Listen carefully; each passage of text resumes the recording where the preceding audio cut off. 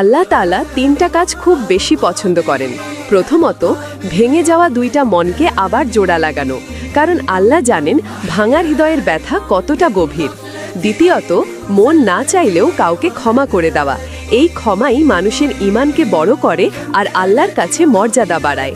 তৃতীয়ত, কারো গুনাহ দেখে সেটার ওপর পর্দা ফেলে দেওয়া, কারণ আজ তুমি ঢাকলে কাল আল্লাহ তোমারটা ঢাকবেন। আর একটা সত্য কথা মনে রাখো, মেসেজ শুধু তাকেই করো যে খুশি হয়ে রিপ্লাই দেয়, ভালোবাসো তাকেই যে সত্যি তোমার খোঁজ রাখে, দোস্তি করো তাদের সাথেই যাদের কাছে তুমি বোঝা নও বরং মূল্যবান।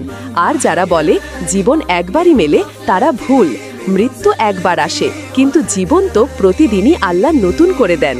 শুধু আমাদের বাঁচার কায়দাটা শিখে নিতে হয়। এই কথাগুলো যদি তোমার মনের সাথে মিলে যায়, কমেন্টে ইয়েস লেখো আর আমাকে ফলো করো। চলো ঈমানের পথে বন্ধু হয়ে চলি।